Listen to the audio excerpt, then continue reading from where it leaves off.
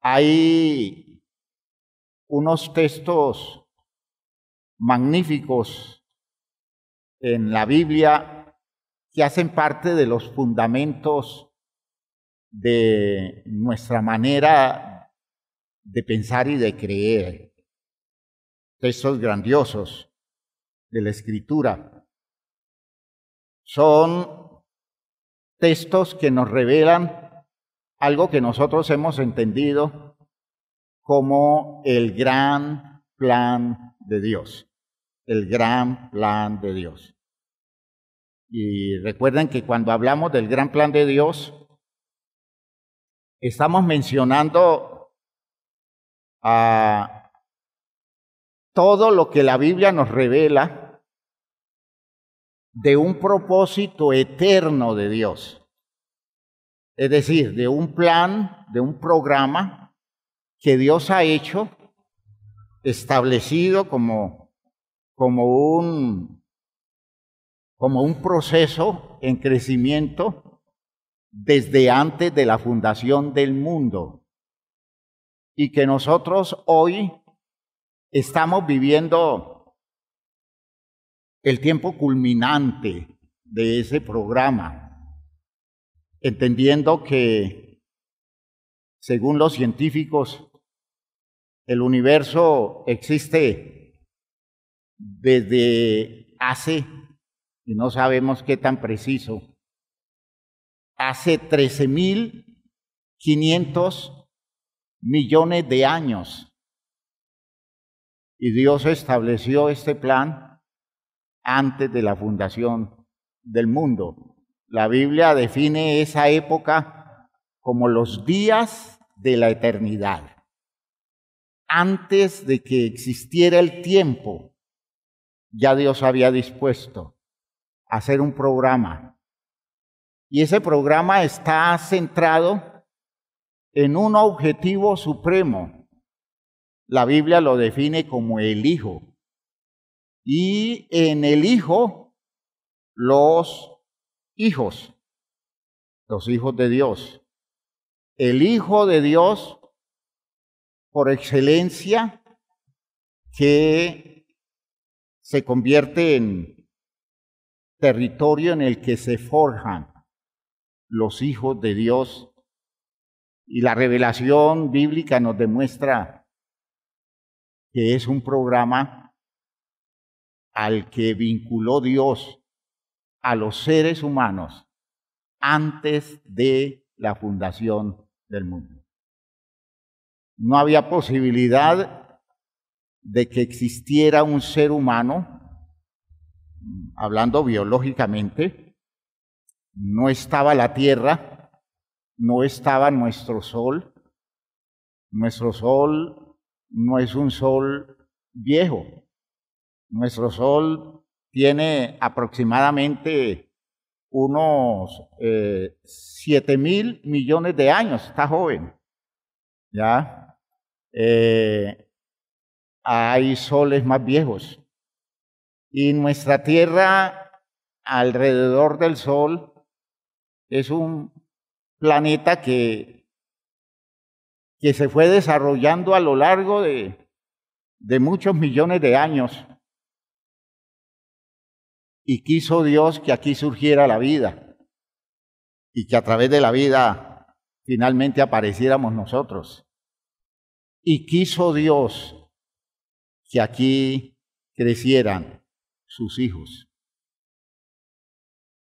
Ese es el gran plan de Dios. Ese es el gran plan de Dios.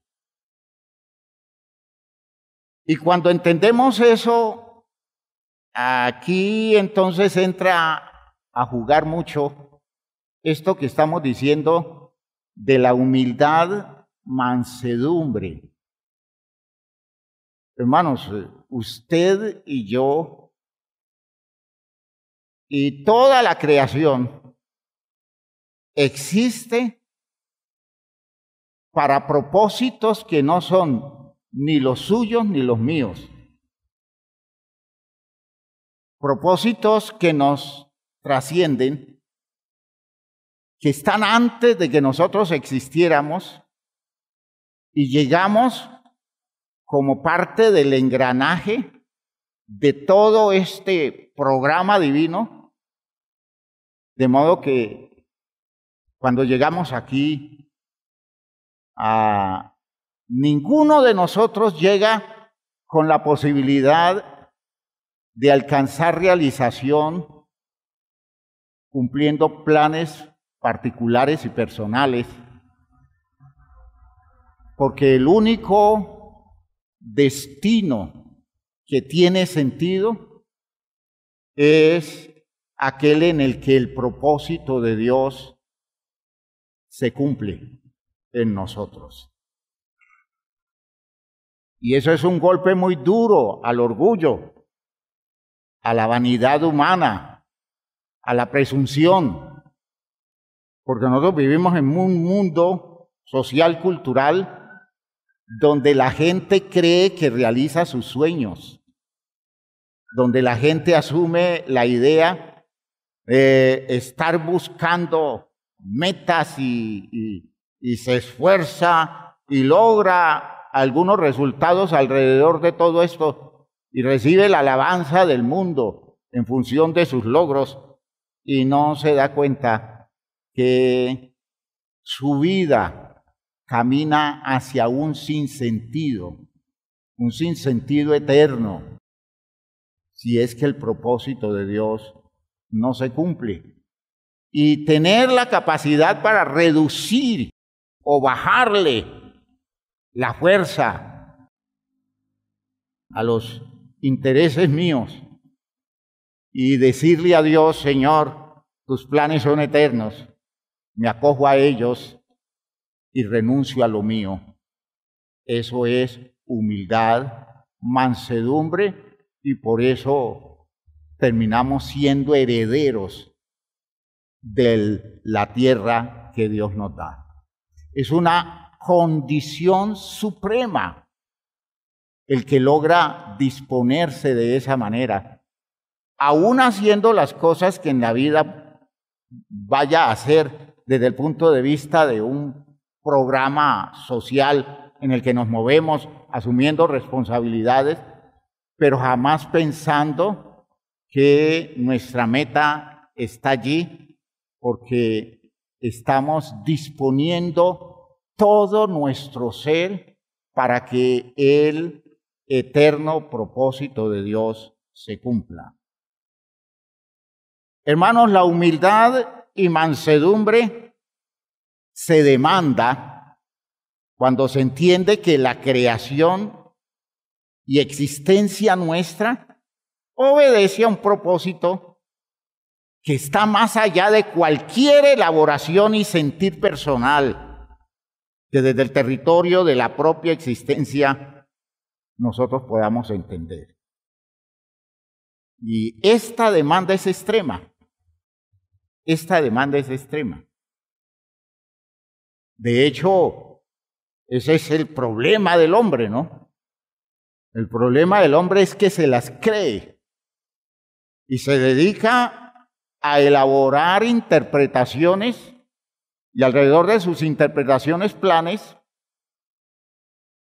que lo convencen de que aquí está en este mundo para las metas que él quiera trazarse y que va a ser un hombre exitoso y que valdría la pena haber vivido si eso que yo quiero hacer lo logro.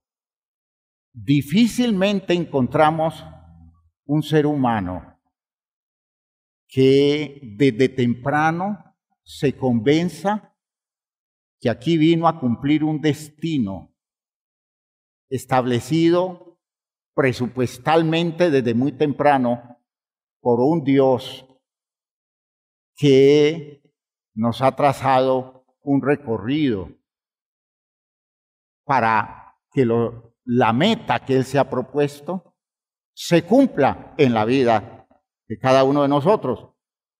Yo digo que difícilmente se encuentran esas personas porque ni siquiera en el medio cristiano se encuentran.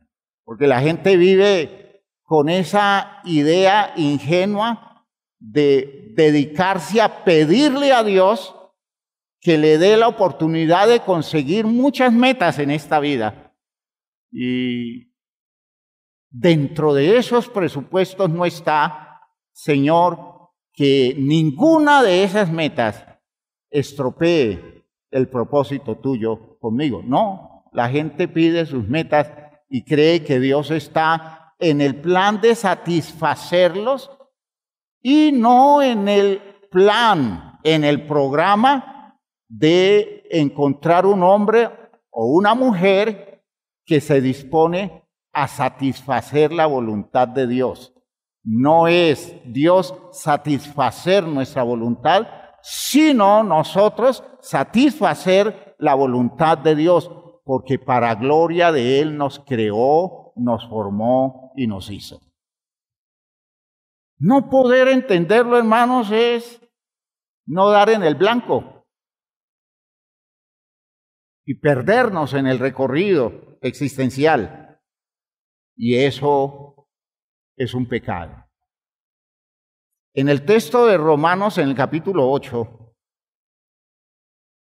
Romanos capítulo 8,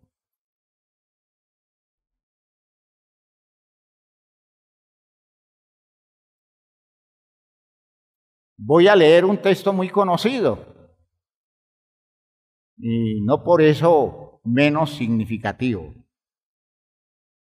Romanos 8, 28 dice: y sabemos que a los que aman a Dios, todas las cosas les ayudan a bien. Esto es, a los que conforme a su propósito, voy a leerlo de esta forma para que me entiendan bien el texto, a los que conforme a su propósito se ven llamados. Se ven llamados.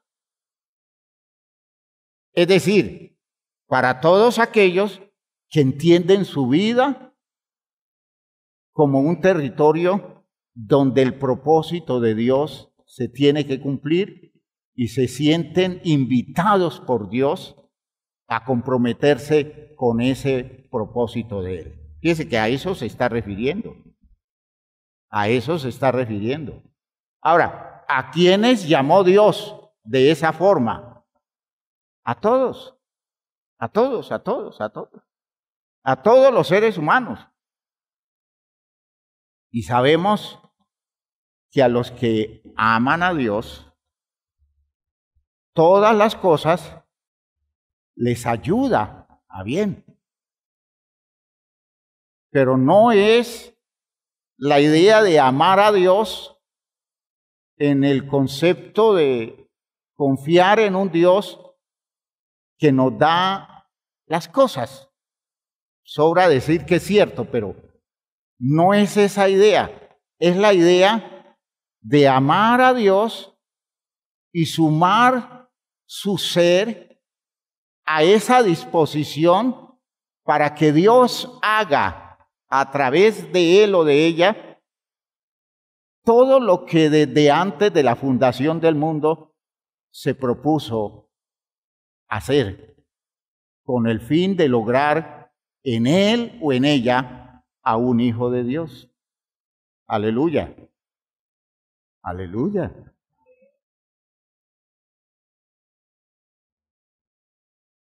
¿Cuántos se ven llamados?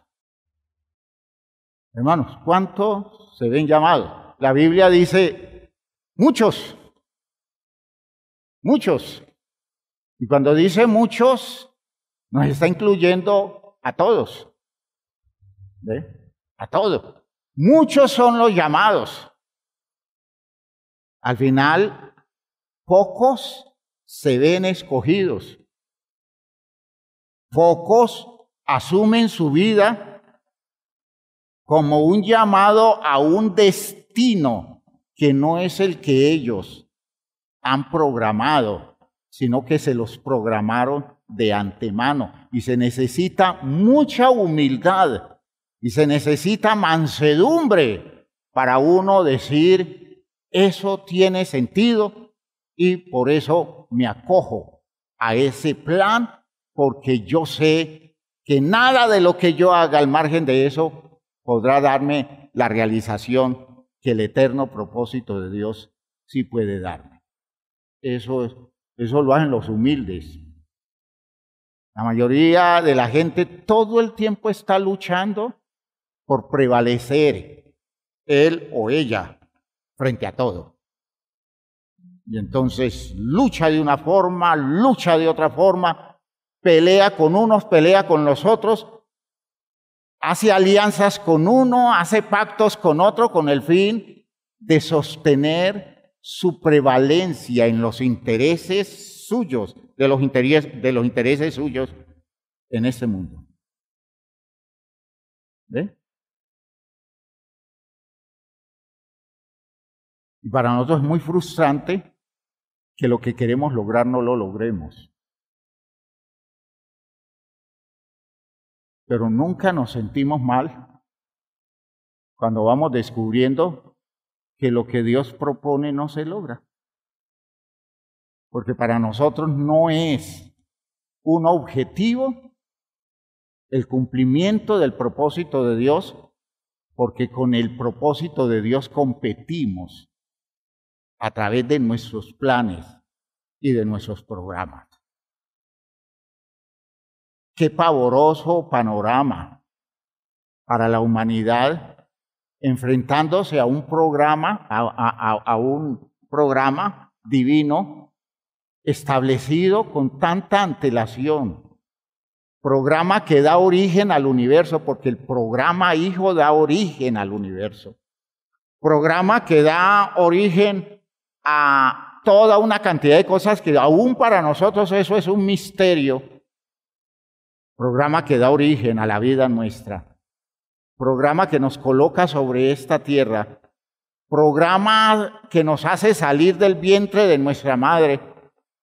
Y aún no podemos entender que un milagro tan grande como que nosotros podamos existir sobre un planeta en condiciones tan precarias, tan frágiles, frente a la turbulencia de este gran universo, en unas condiciones tan de poca capacidad de resistencia, expuesto todo el tiempo a la destrucción total, que nosotros como seres vivos aparezcamos desarrollando una inteligencia especial que nos da una condición de conciencia, y esa conciencia nos lleva a descubrir que somos el objetivo de un Dios maravilloso. Miren ustedes que estoy hablando de un escándalo, porque eso es un escándalo. Que todo haya llegado hasta que nosotros podamos entender eso. Desde la dimensión del cosmos, que llegamos a este pequeño e insignificante planeta y que aparezcamos y que sobrevivamos y luego desarrollemos tal conciencia que digamos, gracias Dios por habernos creado y gracias por haber trazado un destino eterno para nosotros. Eso es un milagro. Aleluya. Pero los que nos llamamos cristianos no hemos podido superar nuestro amor propio, nuestro orgullo. Y aún pensamos que hay mejor destino para nosotros que el asumir la responsabilidad de vivir para el propósito de Dios. Y sabemos que a los que aman a Dios todas las cosas les ayuda a bien. Esto es a los que conforme a su propósito son llamados. Porque a los que antes conoció, ¿cuándo los conoció? ¿Cuándo los conoció? Gran plan de Dios, ¿cuándo los conoció? Desde la eternidad. ¿En dónde los conoció? En su mente, exactamente. Usted estaba en la mente de Dios antes de la fundación del mundo. Aleluya. Porque a los que antes conoció, también los predestinó para que fuesen hechos conforme ¿a qué? A la imagen de su Hijo, para que Él sea el primogénito entre muchos hermanos. Y a los que predestinó, a estos también llamó, y a los que llamó, a estos también justificó, y a los que justificó, a estos también ¿qué? Glorificó. Dios lo creó a usted para la gloria de Él. Insisto en ese principio. Y por eso Él tiene un programa para que usted, en su desarrollo, herede su gloria. Aleluya. Él tiene un programa. Si no lo hemos visto, a pesar de que hayamos hecho el estudio al respecto, pero si no lo hemos visto en el programa existencial nuestro, y si eso no nos ha movido a un cambio radical de posturas, de decisiones, de criterios por los cuales hacemos las cosas que hacemos, si eso no nos ha movido a una conversión radical, si eso no nos ha llevado a tomar posiciones que nos ponen en contraste con el mundo en el que vivimos, hermanos, hay un problema de salud mental en nosotros que podríamos definirlo como orgullo, ¿ya? Como altivez, o lo digo en el espíritu del Salmo 95, el problema de salud mental nuestro es que no hacemos otra cosa sino divagar en nuestros corazones, en nuestros sentires, en nuestras apreciaciones alrededor de nuestros intereses y no hemos conocido sus caminos. ¿Ven ustedes? Es un problema muy serio. Es un problema muy serio. Ahora, hermanos, aquí llegamos al punto base. Es bueno entender que el éxito de Jesús fue haber permitido que Dios perfeccionara en él todo lo que de antemano había dispuesto para expresarse en el Hijo como proyecto de su ciencia, de su sabiduría y de su poder. Oigan lo que estoy diciendo. Fue disposición de Jesús que Dios pudiera verlo a Él, asumirlo, aceptarlo. Y sobre todo, yo diría en los términos muy humanos, Dios desarrollar el regocijo de haber encontrado en Él la meta de su programa eterno. Porque eso es. Hubo alguien en quien por fin el eterno proyecto de Dios, el eterno programa de Dios se cumplió fielmente y ese alguien es Jesús, el Señor nuestro. ¡Aleluya! ¿Y cómo se dio? Hermanos míos, ¿cómo se dio? Y yo quiero que entiendan esa idea a través de textos bíblicos, ¿no? En Juan 1:14, esa expresión de Juan tiene mucho sentido. Juan 1:14.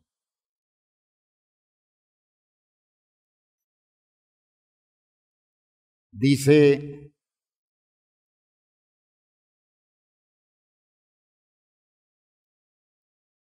voy a leer desde el versículo 11. A lo suyo vino y los suyos, ¿qué dice? No le recibieron. Mas a todos los que le recibieron, ¿quiénes son esos? A los que creen en su nombre. ¿Qué quiere decir creen en su nombre? ¿Creen qué? ¿Creen que Él es quién? ¿Creen que Él es lo mínimo, el Mesías? ¿Creen en el prestigio de su, digámoslo así, de sus logros? En la realidad gloriosa de su nombre, de la dignidad que Dios le ha dado a los que creen en su nombre. Y eso sí que está refiriendo a un resultado post obra de Cristo, ¿ya? A los que creen en su nombre, les dio potestad de qué, les dio derecho de qué, de ser llamados como hijos de Dios. Perdón, de ser hechos hijos de Dios, los cuales, como hijos de Dios, no son engendrados de sangre, ni de voluntad de carne, ni de voluntad de varón, sino de Dios. Fíjese que aquí aparece una condición de especie nueva, de en medio de las especies biológicas, incluyendo nuestra condición de ser humano.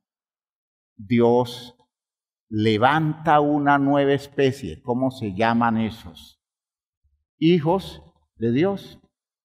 Hijos de Dios. ¿Y de dónde salen?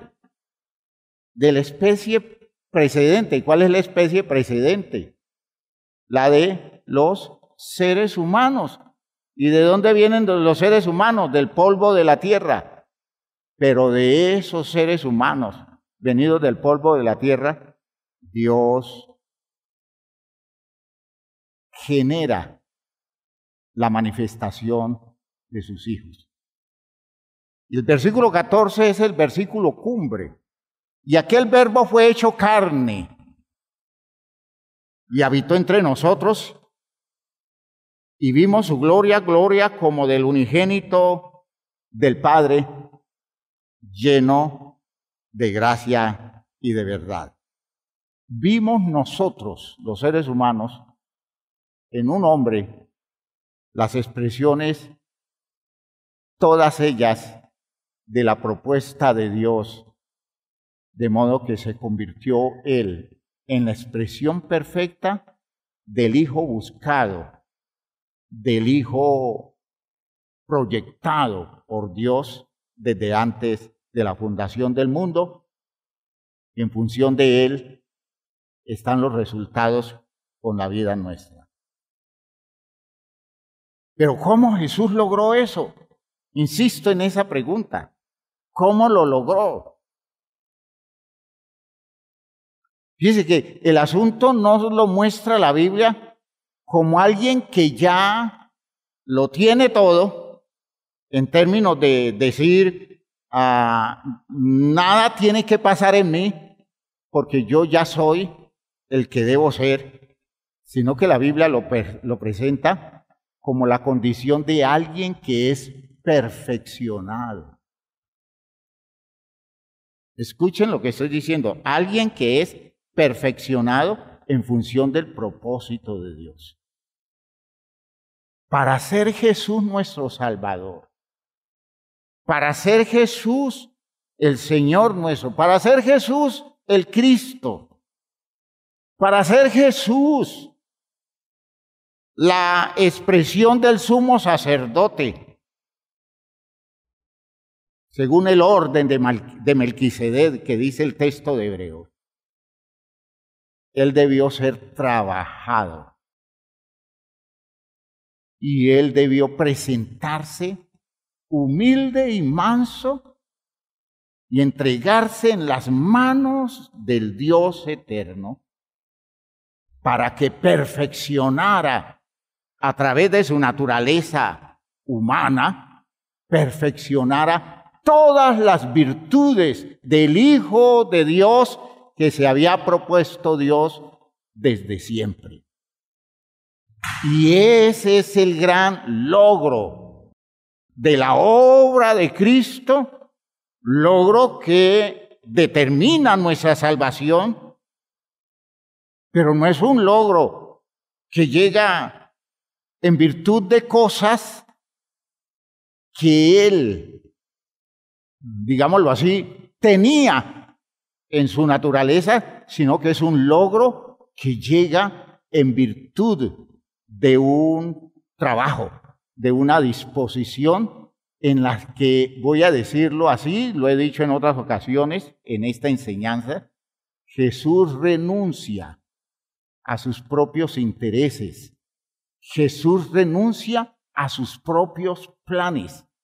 Jesús renuncia a todo proyecto humano en los intereses comunes de este mundo y somete todas las estructuras suyas, toda su condición de persona, todos sus saberes en lo intelectual, en lo físico, todo eso lo somete a que Dios lo use perfeccionando en él el propósito eterno que Dios tenía. Jesús era un hombre genial. Yo diría que Jesús, en términos nuestros, si Él se hubiera propuesto realizar muchas cosas, las hubiera hecho porque era brillante. Jesús, por otro lado, tenía ascendencia real. Era descendiente de David, por tanto tenía todos unos méritos para convertirse en alguien que demandara el trono de Israel. Jesús tuvo en sus manos por tentación, escuchen lo que voy a decir, en sus manos por tentación todos los reinos de este mundo.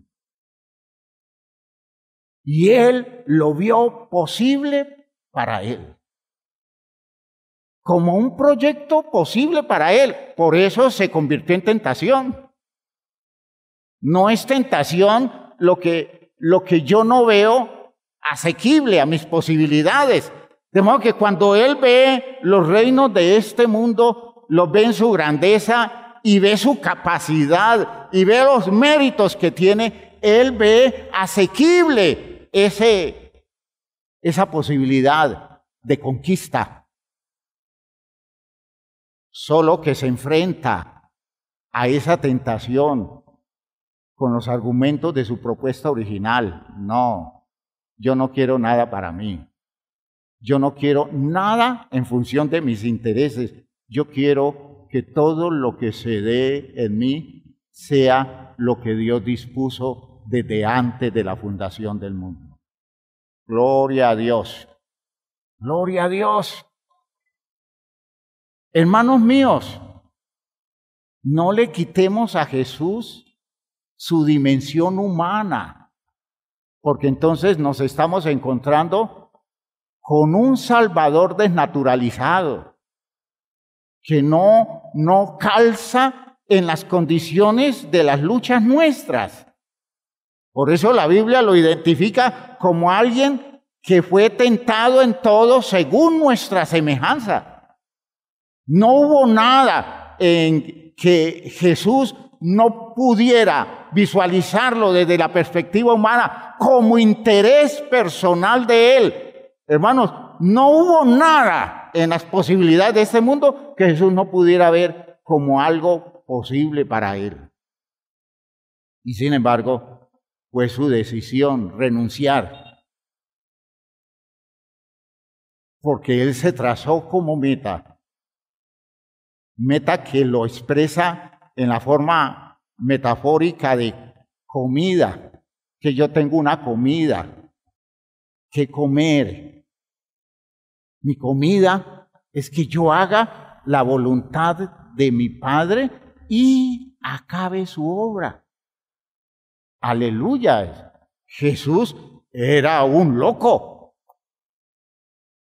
Yo diría un loco obsesionado con la idea de que Dios tenía que cumplir a través de la vida de él todo el proyecto que había hecho originalmente, y él recibe esa revelación y se confirma no solo adepto, sino persona que se dispone para que en él lo de Dios sea absolutamente real.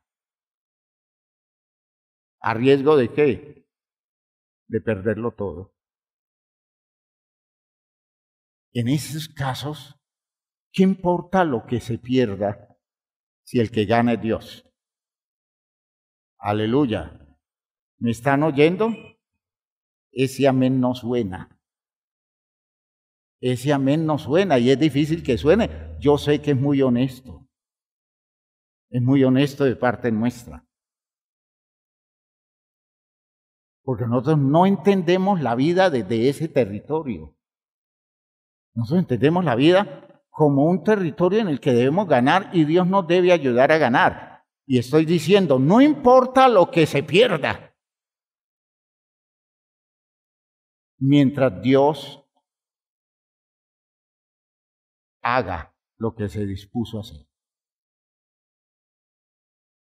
Y para eso se necesita ser muy humilde y ser muy manso. Se necesita soltar muchas cosas propias de la egolatría humana, propia del interés de, digámoslo así, de buscar sentido, de buscar significado en los logros. Tengo que renunciar a la búsqueda de ese significado. Tengo que renunciar a la búsqueda de ese valor. Porque si hago algo en relación con las cosas que de este mundo se tienen que hacer, cumpliendo con actividades propias de esta vida, siempre lo que haga, la Biblia me propone que lo haga para la gloria de Dios y que lo haga para exaltar su nombre y que lo haga pensando que el mérito le pertenece a él. Aleluya.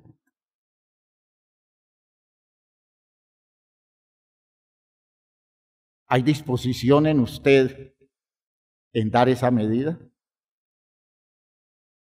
¿Hay disposición en la vida suya para soltarse de tal manera que usted le crea a Dios que el propósito de Él con usted es el mejor, el incomparable en relación con cualquier otro propósito que pueda usted darle a su vida? Pues si eso es así, a esos todas las cosas les ayuda a bien. Porque usted se está moviendo como los que son llamados conforme a su propósito. ¿Ya? Se está moviendo desde ese territorio. Por tanto, usted no ve como fracaso cosas malas que suceden. Usted vería muy mal que en una situación de logro suyo, Dios no sea glorificado, sino que usted termine exaltado por ser usted quien es. Debería eso hacerlo sentir pavoroso porque se está alejando de los objetivos de su existencia. Pero si se dan cosas a veces hasta feas, no muy agradables, pero usted ve que en eso que se está dando, Dios está perfeccionando su propósito. Usted no se ve fracasado, usted no se ve frustrado, usted no se ve perdedor, porque todo lo que su interés lo mueve es que el ganador sea siempre Dios. Aleluya. Y para eso se necesita humildad y ¿qué? y mansedumbre. Espero que ustedes capten la dimensión de la enfermedad mental de la humanidad, ¿no? Desde siempre. Para la humanidad, los propósitos de Dios son un estorbo frente a sus intereses. Siempre, siempre. Esa es la figura de Adán y Eva. ¿Ya? Ven el programa de Dios como un estorbo para sus intereses. Y por eso surge de ellos, en la mente de ellos, la tentación, ver a Dios como un enemigo, ver a Dios como alguien que se le quiere cruzar a su realización, como alguien envidioso. Porque la Biblia lo presenta como el mensaje de la serpiente, y todos nosotros decimos la serpiente es el diablo. La serpiente es el diablo. Y nada, como en Apocalipsis dice de la serpiente que es Satanás o el diablo, y de hecho Apocalipsis es un libro simbólico, entonces nosotros literalizamos, serpiente el diablo. No, la serpiente es un producto cultural. El culto a la serpiente es un producto cultural, es un producto de los hombres. Y el culto a la serpiente surge como resistencia al culto a Dios, al Dios verdadero. Es una historia larga para que lo analicemos, pero allí está el cuento. Es del hombre que surge eso. Es de su orgullo, de su pretensión. Su afán es ignorar a Dios, como el suyo también, hermano mío. Cuando se descuida, usted se vuelve afanoso por ignorar a Dios, por no tomarlo en cuenta, por hacer su propio programa. Y solo acepta a Dios cuando Dios se repliega y dice, te ayudo, te respaldo, cuenta conmigo. Pero cuando Dios dice, no, yo no quiero eso, quiero que hagas mi voluntad, nosotros vemos a Dios como el enemigo de nuestros proyectos, como un estorbo del que tenemos que deshacernos. Y nos deshacemos con mucha frecuencia, aún estando en la iglesia. Lo ignoramos, lo desconocemos, hacemos nuestras cosas por debajo de cuerda, actuamos totalmente inconsecuentes con el mensaje, como si Dios no existiera, porque así actuamos. Cuando construimos una vida en el pecado, estamos actuando como si Dios no existiera. Y no nos preocupa que exista alguien que esté viendo, porque para nosotros ya Él no es un estorbo. Ya, para nosotros, Él ya no representa resistencia, porque lo hemos eliminado a través de una conciencia malograda en nosotros. Nos estamos moviendo en una esfera en la que Jesús nunca permitió moverse. ¿Ya? En Hebreos, en el capítulo 5, porque hermanos, Jesús no es alguien que desciende en la perfección del programa de Dios, sino alguien que se dispone voluntariamente con sumisión y humildad a ser perfeccionado hasta que Dios pudiera identificar en él su propósito eterno. Hebreos capítulo 5. Hebreos 5, con este texto concluyo hoy. Espero que me estén captando bien esta idea, porque fíjense que en el trasfondo de nuestra necesidad en relación con el propósito de Dios con nosotros está el hecho de que nosotros alcancemos la humildad y la mansedumbre que nos ponga en el proceso por el cual el proyecto de Dios en nosotros se cumpla a riesgo de todo. a riesgo de todo. Y cuando digo todo, es todo, incluyendo su vida física. Jesús le decía a sus discípulos, no teman a los que matan al cuerpo, después nada más pueden hacer. A esos no les teman.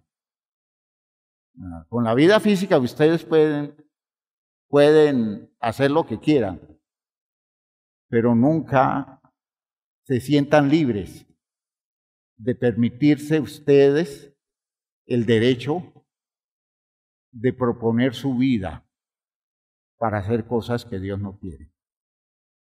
Porque el programa de ustedes es de Él, no es de ustedes.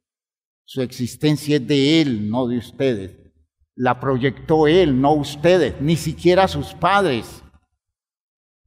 Todo lo nuestro viene de un interés de Él. Y aquí estoy yo en este mundo, en este tiempo, después de millones y millones y millones de años en que Dios decidió que yo existiera para el proyecto de Él, para el propósito de Él. Por eso dice de Cristo Jesús, Hebreos capítulo 5,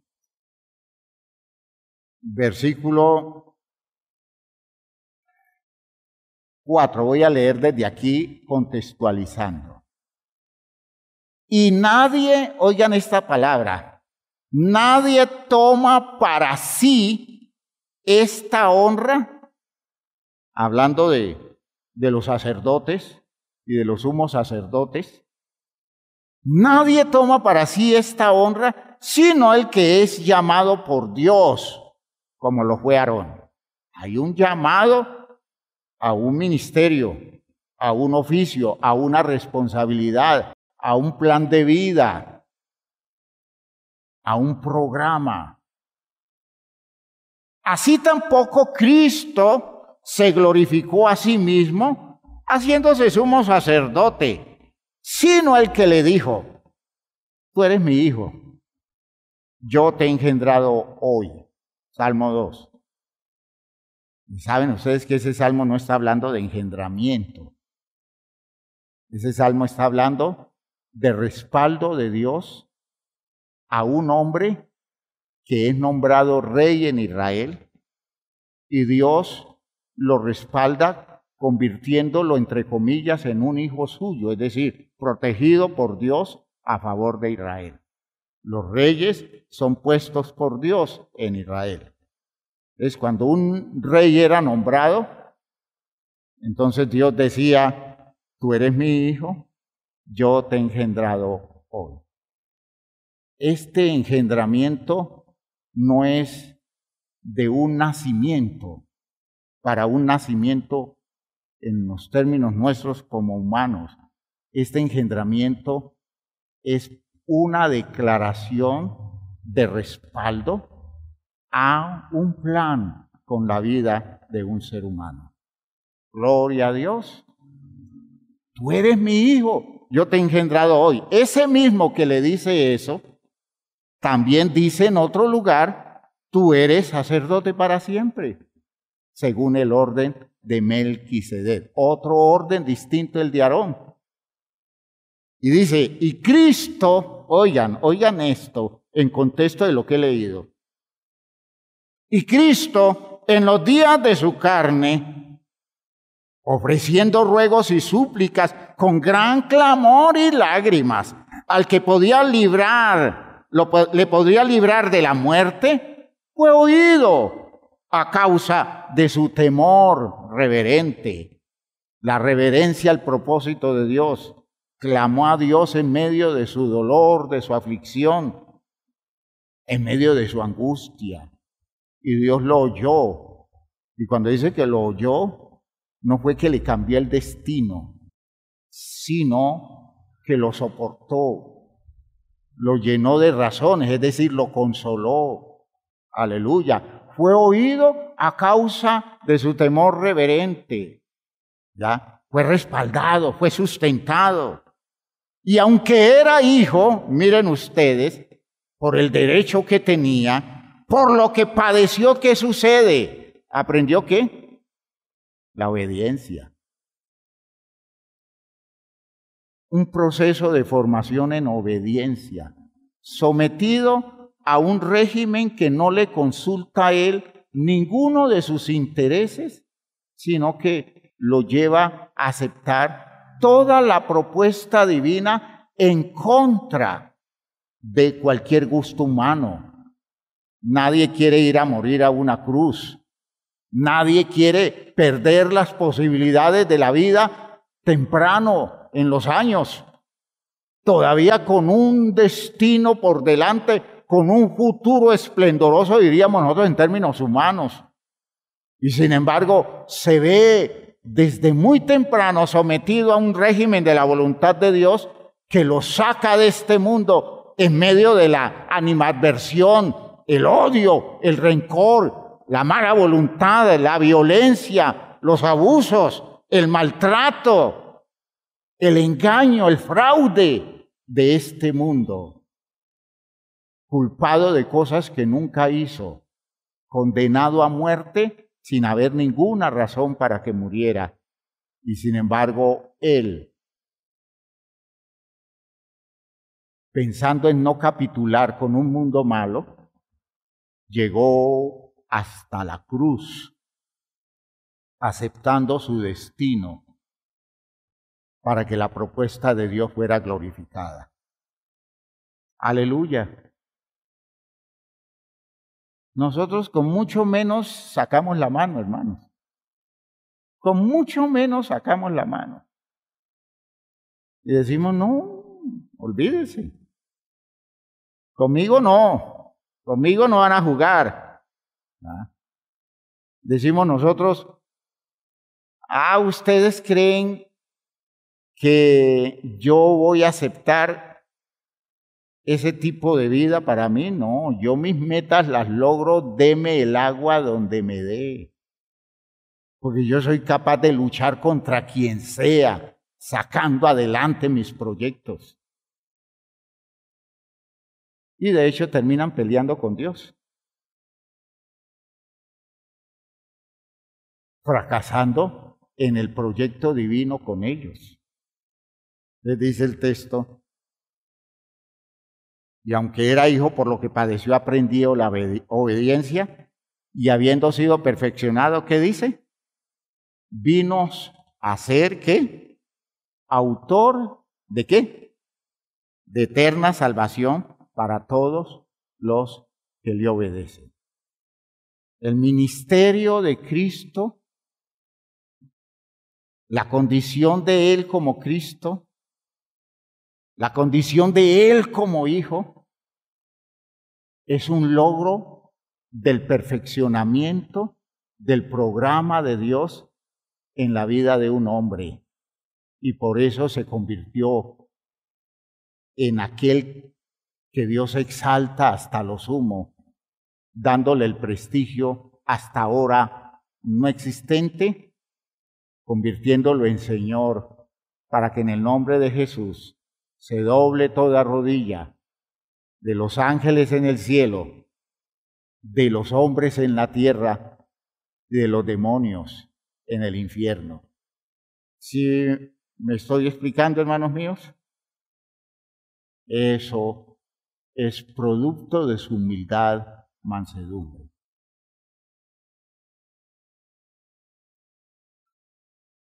Pregúntese por dónde va el proyecto de Dios con usted, que usted pueda decir hoy, todo lo que me pasa me va a ayudar a bien. Pregúntese. Todo lo que me está pasando me va a ayudar a bien. ¿Por qué? Porque se está cumpliendo el propósito de Dios. De pronto no el mío. En cuanto a mi proyecto, soy un fracasado. Jesús fue un fracasado. ¿Ya? Quiso hacer una escuela y se quedó con unos 12 que los dejó incompletos. ¿No es cierto? Nunca los perfeccionó. ¿Ya? No consiguió que lo respetaran. Quisieron borrar su nombre, apenas lo sentenciaron a muerte. Él fue un fracasado. Jesús fracasó. como hombre fracasó. Su vida no fue un éxito. Su vida es la negación del éxito. Y sin embargo, ese fracaso de Jesús es la victoria de Dios. Gloria a Dios. De modo que a partir de allí, el hombre fracasado no es exaltado por los hombres, sino exaltado por Dios.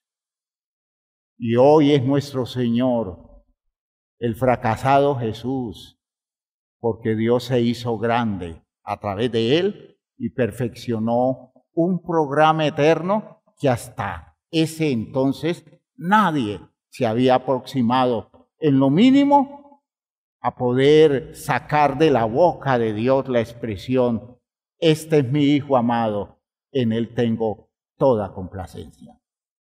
Pónganse de pie, hermanos míos.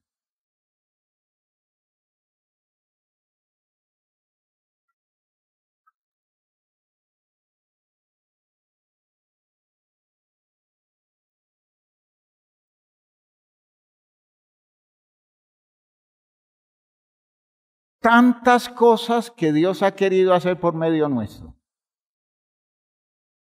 Hermanos, les aseguro que con la vida suya, Dios ha pensado maravillas. Escuchen lo que estoy diciendo. Con la vida suya, aunque usted la vea elemental, la vea poco exitosa, la vea poco preparada, con esa vida suya, Dios dice: con este tengo para hacer maravillas. Solo es que se me disponga, porque allí lo tengo para mi propósito, pero él no entiende y está jugando a la suya, a perderse en su cuento cuando yo tengo planes maravillosos con su vida. Pero su orgullo no lo deja ver, que mi plan es más grande que sus programas, que sus intereses, que sus búsquedas. Y por eso quiero que se baje, que se humille y que se disponga, porque en mis manos yo haré de él una fortaleza de vida y de salvación. ¡Aleluya! ¡Aleluya! Y está hablando Dios con usted. Usted que apenas quiere llegar a la vida cristiana, aunque esté en la iglesia hace mucho tiempo. Está hablando Dios con usted. Que suma fracaso tras fracaso. Está hablando Dios con usted. Está hablando Dios con usted que todavía no le ve la importancia a su vida y que vive todo el tiempo como arañando algo para ver si logra salir a flote y adquiere algún sentido de valor para su existencia. Dios está hablando con usted y le está diciendo: déjame esa vida tuya en mis manos. Y te aseguro que el prestigio tuyo nadie te lo arrebata, porque yo te coloco muy en alto en función de mi interés. Pero tienes que bajarte, tienes que humillarte, tienes que postrarte, tienes que bajarte de toda tu pretensión, tienes que reconocer que es el tiempo mío, no es el tuyo. Porque lo que estoy haciendo, lo estoy haciendo desde hace muchos, pero muchos millones de años, pensando en que tú aparecieras aquí para que te convirtieras en un recurso poderoso en mis manos, para mi proyecto eterno, porque te quiero como un hijo mío, participando de mi gloria y abriendo los espacios para una manifestación poderosa de mi nombre y de mi prestigio. Si usted se dispone esta noche, dígale: Señor, cuenta conmigo, cuenta conmigo. Yo me sumo. ¿Quiere hacerlo? Allí donde está. ¿Sí lo quiere hacer? Levante sus manos. Eso es una señal. ¿Lo quiere hacer? Levante sus manos. Reclame ese lugar. Y dígale al Señor, Señor, no quiero para mí nada distinto de lo que tú ya has dispuesto y por eso no quiero estropear la obra que estás haciendo. No quiero que tú fracases en mí. Al final no quiero fracasar yo en todas las posibilidades que tú me has dado. Por eso, con las manos levantadas, hagamos esta oración. Padre eterno, gracias por todas las cosas que nos estás dando, por esta oportunidad magnífica que nos concedes, Señor, de ubicarnos en el lugar preciso donde tu proyecto eterno se está cumpliendo. Ayúdanos a entender entonces la demanda de esta propuesta. Ayúdanos a ubicarnos frente a esta condición en la que tú, Señor, nos quieres alcanzar después de vernos, Señor, divagando en nuestra locura y en nuestra necedad. Ayúdanos, Señor, a alcanzar el mérito de todos aquellos que se entregan a ti para permitirte, Señor, la expresión de tu generosa, maravillosa y tu interés especial por salvarnos de tanta necedad y de tanta locura. Ayúdanos, Señor, a dar la medida. Ayúdanos a ubicarnos en perspectiva objetiva, porque es tu propósito el que prevalece sobre los propósitos de cada uno de nosotros. Sálvanos entonces de esta forma mediocre de concebir la vida y ayúdanos a entender que lo que estás buscando en nosotros, si nos disponemos, tú lo haces posible. En tus manos nos entregamos, Señor, para que tu obra sea perfeccionada en la vida de cada uno. En el nombre de Jesús. Amén, amén, amén. Comience a confrontar esas decisiones suyas y dígale, Señor, ¿y aquí tu proyecto cómo está? Muéstrame si esto estorba.